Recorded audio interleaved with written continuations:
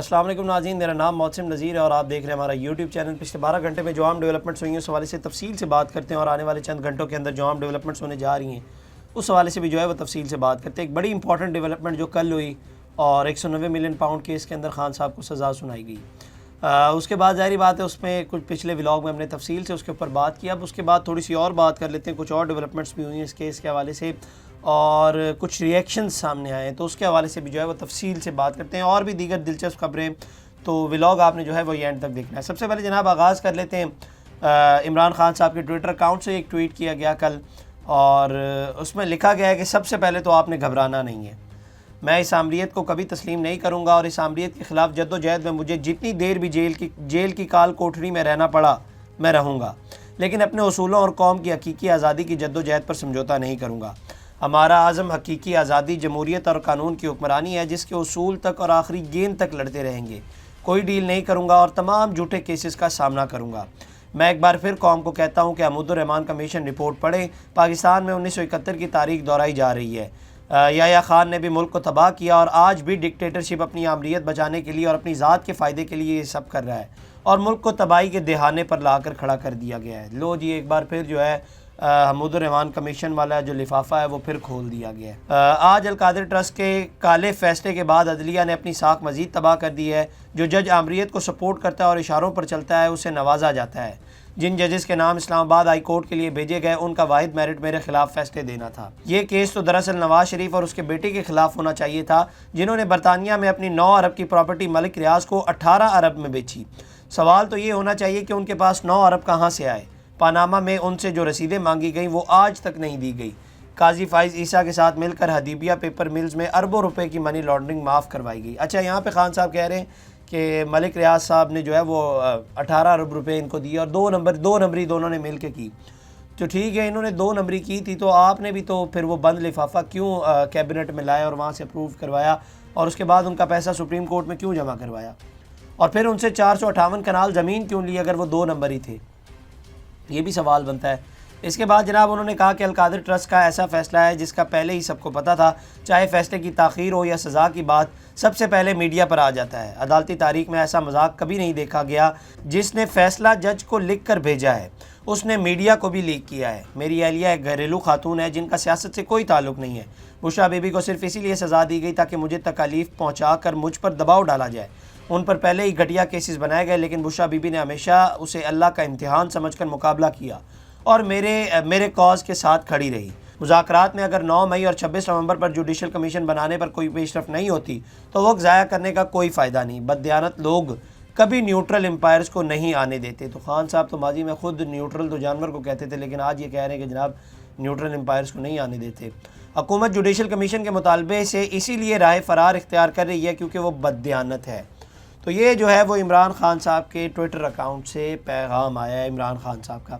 अच्छा, आप ये ज़हन में रखिएगा कि मैं बार बार कह रहा हूँ ये ट्विटर अकाउंट से रिएक्शन है। अब ज़ाहिर बात है उसमें मैसेजेस के ज़रिए कन्वे किया गया है या मैसेज क्या दिया गया है। वो ज़ाहिर बात है माजी में भी बहुत सारी ऐसी चीज़ें सामने आई हैं जिसमें एक आ जाता है कि खान साहब कहते कुछ हैं और बाहर निकल के जो है वो बताया कुछ जाता है। तो ये उनके ट्विटर अकाउंट का रिएक्शन आया है।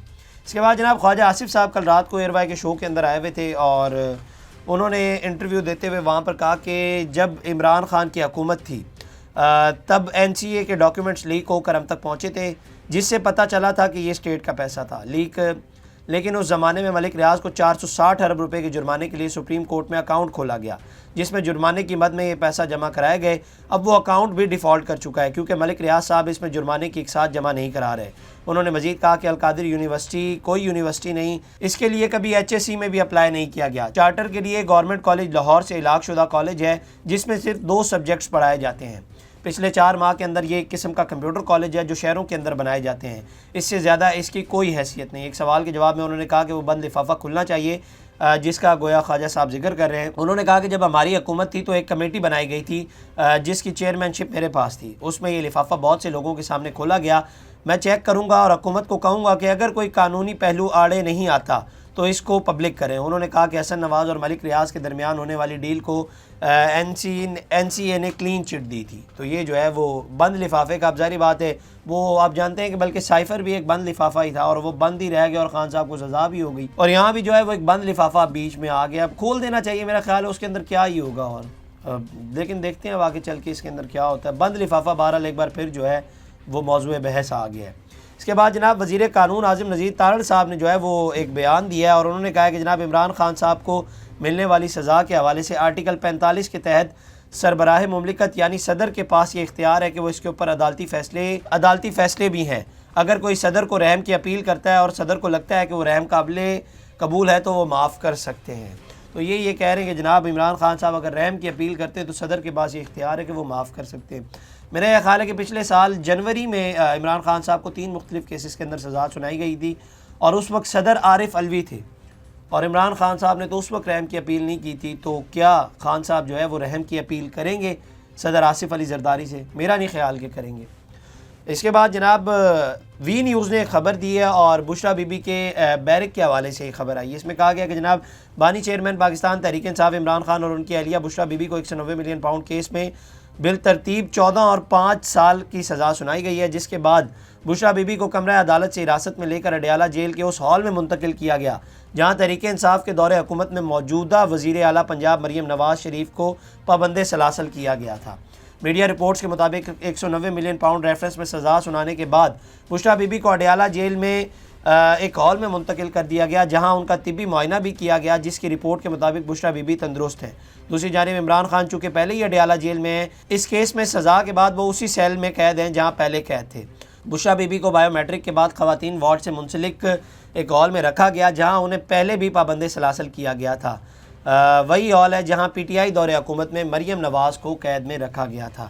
میڈیا رپورٹس کے مطابق بشرا بی بی کو اڈیالہ جیل میں ادویات بھی فراہم کر دی گئی ہیں، ضروری سامان بھی ان کی بیرک تک پہنچا دیا گیا ہے جس میں کپڑے، جوتے، چادریں، کھانے پینے کی اشیاء، بیڈ شیٹس، تکیے اور دیگر چیزیں شامل ہیں۔ تو ایک جو ہے وہ یہ ڈیولپمنٹ ہوئی۔ اس کے بعد جناب ہائی کورٹ میں ججز کی تعیناتی کے معاملے کے اوپر جو ہے وہ جوڈیشل کمیشن کا ایک اہم اجلاس جو ہے وہ کل ہوا اور اس کے اندر chief justice of Pakistan justice Yahya Afridi کی زیر صدارت جو ہے وہ جوڈیشل کمیشن آف پاکستان کا جو ہے وہ یہ اجلاس سپریم کورٹ میں ہوا اور اہم اجلاس میں اسلام آباد اور بلوچستان ہائی کورٹس میں ایڈیشنل ججز کی تعیناتی کے معاملے پر غور کیا گیا۔ جوڈیشل کمیشن اجلاس میں اسلام آباد ہائی کورٹ کے لیے 4 ایڈیشنل ججز کی نامزدگیوں پر غور کیا گیا، اسی طرح بلوچستان ہائی کورٹ کے لیے 3 ایڈیشنل ججز کی نامزدگیوں کا معاملہ بھی زیر غور رہا۔ اس کے علاوہ جناب 190 ملین پاؤنڈ کیس میں جس جج نے خان صاحب کو سزا سنائی تھی، ناصر رانا صاحب، وہ کون ہے اس حوالے سے بھی ہم آپ کو تھوڑا سا بتا دیتے ہیں۔ ان کو سپریم کورٹ نے 2004 میں عہدے کے لیے نااہل قرار دیا تھا کہ انہوں نے حبیب الوہاب الخیری کی پیشی کے بغیر جسمانی ریمانڈ دیا تھا۔ اس کے بعد سپریم کورٹ نے معاملہ مزید کارروائی کے لیے لاہور ہائی کورٹ کو بھجوایا تھا جہاں سابق chief justice Lahore high court Iftikhar Hussain Chaudhry نے جج ناصر رانا کو بری الزماں قرار دے کر دوبارہ جج تعینات کر دیا تھا۔ تو یہ جو ہے وہ تھوڑی سی ڈیولپمنٹ تھی، تو اس حوالے سے بھی ہم نے آپ کو بتایا۔ اس کے بعد جناب مریم نواز صاحبہ وزیر اعلیٰ پنجاب آج کل بڑی یونیورسٹیز کے اندر جا رہی ہیں اور کل وہ اکاڑا یونیورسٹی کے اندر گئی تھی اور وہاں پر جو ہے وہ ایک واقعہ پیش آیا۔ ایک تقریب کے دوران ایک لڑکی جو ہے وہ نواز شریف کے ساتھ اپنی تصویر لے آئی اور مریم نواز نے پوچھا کہ آپ کو اسکالرشپ ملا ہے؟ تو اس نے کہا کہ اس نے جواب دیا کہ نہیں، مجھے اسکالرشپ نہیں ملا۔ تو انہوں نے کہا او اچھا، آپ ویسے آئی ہو۔ دوسری لڑکی آئی، تصویر لینے کے بعد جو ہے وہ پھر اس سے بھی پوچھا گیا کہ آپ کو بھی اسکالرشپ ملا ہے؟ تو اس نے بھی جواب دیا کہ مجھے بھی نہیں ملا۔ پھر آخر میں 2 چھوٹی بچیاں آئیں، انہیں تھینک یو کہہ کر جو ہے وہ بھیج دیا گیا۔ تو وہ دونوں لڑکیاں ہیں، ان کو دونوں کو جو ہے اسکالرشپ نہیں ملی۔ تو اس دوران جو ہے وہ تقریب کے دوران مریم نواز صاحبہ نے جو ہے وہ گفتگو کی اور انہوں نے کہا 190 ملین پاؤنڈ کیس کے فیصلے کے بعد القادر یونیورسٹی میرے پاس آ گئی ہے، اب وہاں دنیا کے ساتھ مذہب کی تعلیم بھی دی جائے گی، جادو ٹونا کرنا نہیں سکھایا جائے گا۔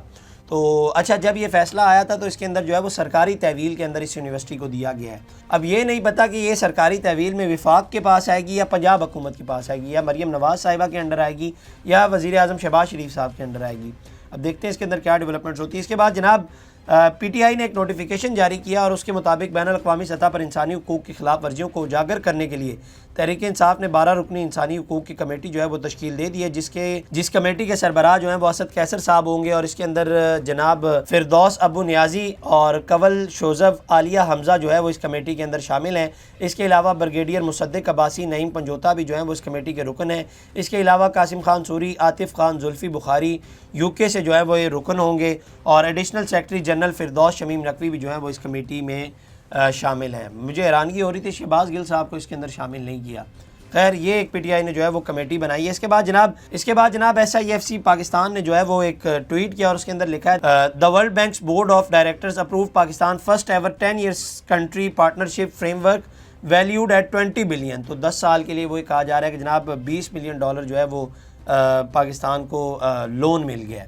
اس کے اوپر شہباز رانا صاحب سینئر جرنلسٹ ہیں, انہوں نے ٹویٹ کیا, انہوں نے کہا کہ about 2 years ago SIFC had been established to bring foreign direct investment, but it has today tweeted about 20 billion foreign loan approved by the World Bank. Has the SIFC mandate been changed from bringing foreign investment to promoting foreign loans? انہوں نے کہا ہے کہ جناب ہمیں تو یہ بتایا گیا تھا کہ جناب فورن جو ہے وہ انویسٹمنٹ آئے گی $20 بلین کی, یہ تھوڑی بتایا گیا تھا کہ جناب فورن جو ہے وہ لون لیا جائے گا. تو یہ تو جو ہے وہ طے ہی نہیں ہوا تھا.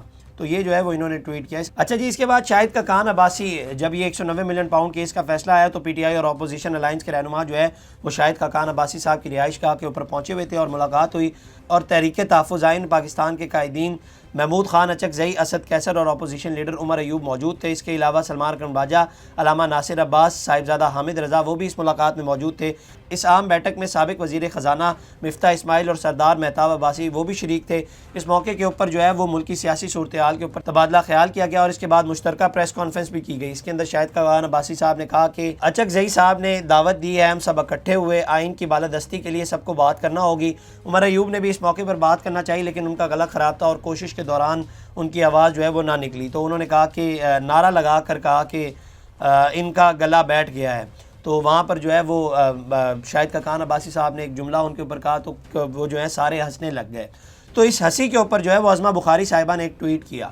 انہوں نے کہا کہ کہیں سے لگ رہا ہے کہ ان کے کرپٹ لیڈر کو آج سزا ہوئی ہے, ان کے تو کہہ کے ہی نہیں رک رہے, لگتا ہے کہ مطمئن ہے کہ ٹھیک ہوا ہے. تو یہ جو ہے وہ عظمہ بخاری صاحبہ نے ٹویٹ کیا. حالانکہ یہ بات کسی حد تک ٹھیک بھی ہے, کل عمران خان صاحب کو سزا ہوئی ہے اور اس کے اوپر جو ہے وہ یہ اس طرح سے کہہ کے لگا رہے ہیں. اس کے بعد جناب انصار عباسی صاحب نے کل ایک خبر دی جو میں پچھلے ولاگ میں آپ کے ساتھ شیئر کرنا بھول گیا. انہوں نے کہا کہ جناب بیک چینل مذاکرات سے شہباز شریف کی حکومت کو کوئی خطرہ نہیں, ان مذاکرات میں کوئی شامل یا پس پردہ پیش آنے والے واقعات اور حالات سے آگاہی رکھنے والی تحریک انصاف کے رہنما جانتے ہیں کہ بات چیت کا محور حکومت کی تبدیلی نہیں. تاہم اسٹیبلشمنٹ اور پی ٹی آئی کے درمیان ان بیک چینل مذاکرات کے مستقل کا انحصار عمران خان اور ان کی پارٹی کے بیرون ملک چیپٹرز اور سوشل میڈیا کے رویے پر ہے. باخبر ذرائع کہتے ہیں کہ ان مذاکرات کا مقصد سیاسی استحکام کو یقینی بنانا ہے, جس سے ایک طرف موجودہ نظام کے تسلسل کو یقینی بنایا جائے گا اور دوسری جانب اس سے تحریک انصاف کے لیے سیاسی جگہ بھی پیدا ہوگی. تو کہنے والے تو یہ کہتے ہیں کہ جناب خان صاحب کو یہ کہا گیا کہ آپ جو ہے وہ تھوڑی دیر کے لیے یا ایک وقت دیا گیا کہ اتنی دیر کے لیے خاموش ہو جائیں تو چیزیں جو ہے وہ ٹھیک ہو جائیں گی. اس کے بعد جناب ایک بڑی امپورٹنٹ ڈیولپمنٹ, اور عالمی جریدے نے جو ہے وہ یہ ایکسیپٹ کیا ہے کہ پاکستان کی دفاعی صلاحیت کم از کم نیوی کے حوالے سے جو ہے وہ بھارت سے بہتر ہو گئی ہے. اور یہ جو ہے وہ یورشیا ٹائم ایک جریدہ ہے اور کینیڈا سے یہ شائع ہوتا ہے, اور اس کے جو ایڈیٹر ہیں, انٹرسٹنگ چیز جو ہے وہ بھارتی ہیں, پرکاش نندا, اور ریتو شرما جو ہے وہ اس کی آتھر ہیں جنہوں نے یہ خبر دی ہے. تو اس کے اندر جناب وہ لکھتے ہیں, بیسیکلی آپ کو لبے لباب دے دیتا ہوں. اوور آل جو اس کے اندر کہا گیا وہ بہت بڑا جو ہے وہ کالم لکھا گیا. اس کے اندر یہ کہا گیا کہ جناب یہ جو AIP ٹیکنالوجیز ہے, یہ جو سب مرینز آ رہی ہیں پاکستان, جو میں نے آپ کو بتایا گیا تھا تو فلیٹ کی جا رہی ہیں چائنا اور پاکستان کے درمیان, اس کے اندر جو ہے وہ یہ AIP ٹیکنالوجی جو ہے وہ شامل ہے. اور اس حوالے سے یہ کہا جا رہا ہے کہ جناب یہ AIP ٹیکنالوجی جو ہے یہ بھارت کے پاس نہیں ہے. اور اس کے بعد اس کے اندر یہ کہا گیا ہے کہ جو یہ دہائی ہے, یہ آنے والی دہائی ہے, اس کے اندر یہ کہا جا رہا ہے کہ ان AIPs کے اندر جو ہے وہ مزید اضافہ ہو جائے گا اور یہ بڑھ کر جو ہے وہ 11 ہو جائیں گی, اور بھارت کے پاس جو ہے وہ ابھی تک ایک بھی نہیں ہے. تو یہ جو ہے وہ جناب عالمی جریدے کے حوالے سے خبر آئی تھی جو ہم نے آپ کے ساتھ شیئر کی. تو یہ جناب اب تک کی ڈیولپمنٹس تھی. اگلی ویڈیو میں آپ سے دوبارہ ملیں گے. اللہ نگہبان. اس طرح کی اور ویڈیوز دیکھنے کے لیے سبسکرائب کیجیے ہمارا چینل اور دیکھتے رہیے PSPKG نیوز.